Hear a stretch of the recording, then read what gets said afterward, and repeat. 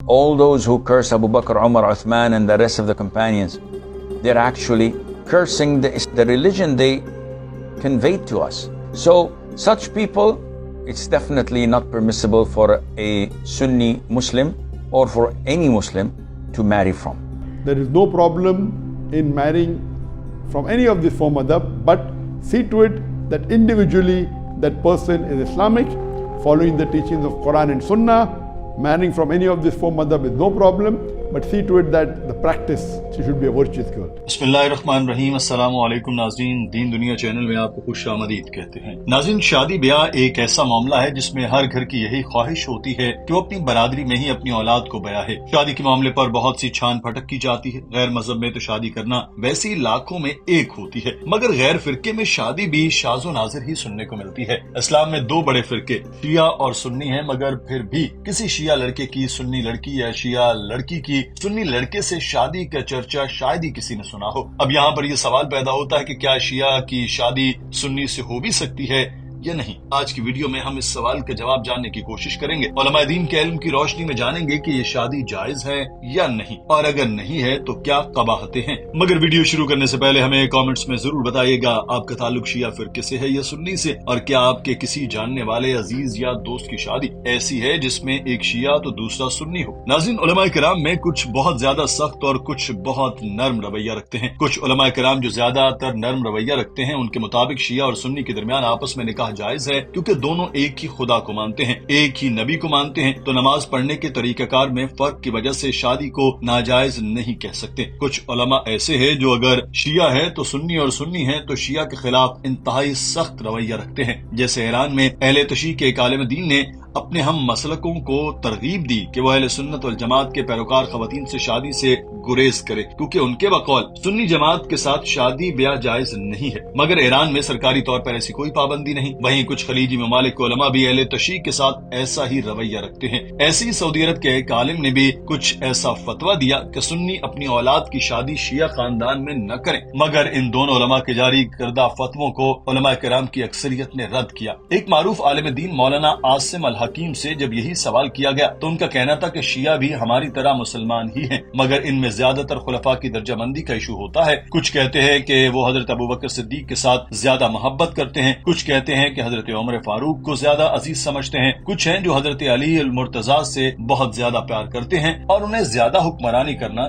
चाहते हैं। इसमें तो कोई मसला नहीं, मगर फिरकों के अंदर भी फिरके बन चुके हैं, और शिया हो या सुन्नी, हर जमात में कुछ ऐसे लोग हैं जो हजरत अली की मोहब्बत में इस हद तक बढ़ जाते हैं कि वो बाकी खुलफाए राशिदीन को बुरा कहते हैं। कुछ इससे भी ज्यादा आगे बढ़ जाते हैं और हजरत आयशा रजी अल्लाह ताला अन्हा पर तोहमत लगाने से गुरेज नहीं करते, और उम्मुल मोमिनीन हजरत हफ्सा रजी अल्लाह ताला अन्हा पर भी बहुतान तराशी करते हैं। उनके साथ शादी नहीं करने का मशवरा दूंगा, क्योंकि ये वो लोग हैं जो हद से आगे बढ़े हुए हैं। मगर ज्यादातर अहले तशी का ताल्लुक इमामिया जाफरिया से है। इनके अकायद भी सख्त होते हैं, मगर ये तोहमत नहीं लगाते। खुलफाए राशिदीन और उम्महातुल मोमिनीन पर तोहमत लगाने वाले चाहे शिया बरादरी से हो या सुन्नी से, उनके साथ शादी से गुरेज करें। कुछ लोग आते हैं और पूछते हैं कि वो ऐसी खातून से शादी करना चाहते हैं जो किसी पर तोहमत नहीं लगाती, वो किसी को बुरा भला नहीं कहती, बस उसको हजरत अली से ज्यादा मोहब्बत है, दीगर खुलफाए राशिदीन और सहाबा से भी है, मगर अली से ज्यादा है, तो ऐसी खातून मुसलमान है, इससे शादी में कोई गुरेज नहीं। All those who curse Abu Bakr, Umar, Uthman and the rest of the companions, they're actually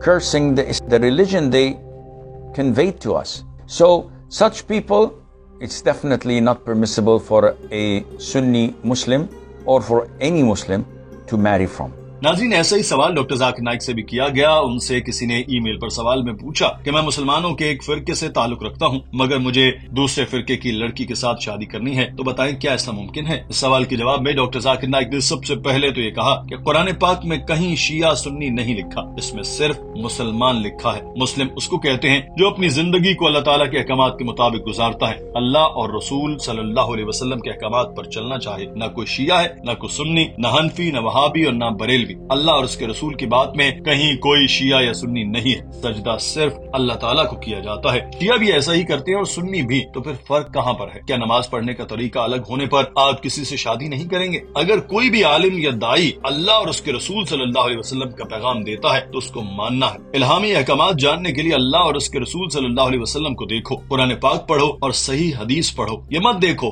فلاں عالم یہ کہہ رہا ہے اور فلاں نے ایسا کہہ دیا۔ جو قرآن پاک اور حدیث میں ہے وہی سچ ہے، باقی سب جھوٹ ہے۔ ہم جانتے ہیں کہ شیعہ علماء بھی ایسے گزرے ہیں جنہوں نے اسلام کی بہت خدمت کی، انہوں نے اسلام کے لیے قربانیاں دی۔ وہیں اہل سنت میں بھی ایسے علماء ہیں جنہوں نے اسلام کی خدمت کی، ان کے نام کے ساتھ فرقہ ہٹا دیں تو باقی صرف مسلمان بچتا ہے۔ شادی جس سے مرضی کریں، صرف یہ دیکھیں کہ جس سے شادی کر رہے ہیں یا کر رہی ہیں وہ دین کی پیروی کرنے والا اچھا مسلمان، دوسروں سے احترام سے پیش آنے والا، اللہ سے ڈرنے والا اور اس کے احکامات پر چلنے والا ہو۔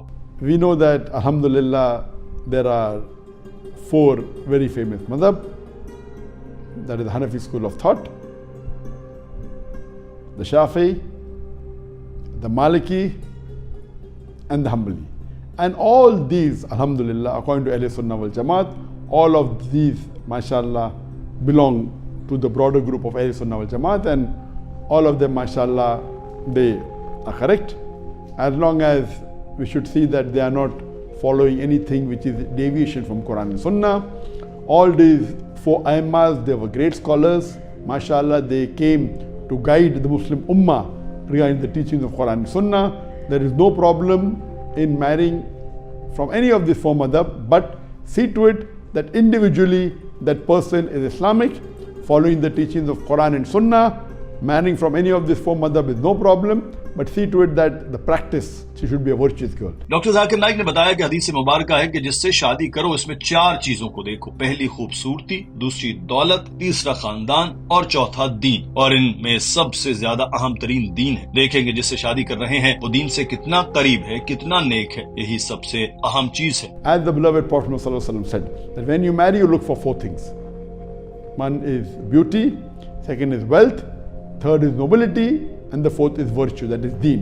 And the most important is deen. So more important is that how much close she is to the deen, how virtuous she is, how virtuous is she.